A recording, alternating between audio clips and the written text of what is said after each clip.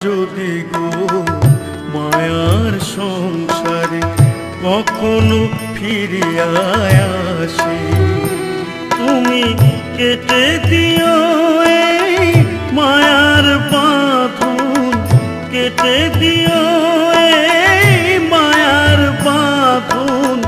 হব না তো গৃহবাসী ও দয়াল, আবার যদি গো মায়ার সংসারে কখনো ফিরিয়া আসি,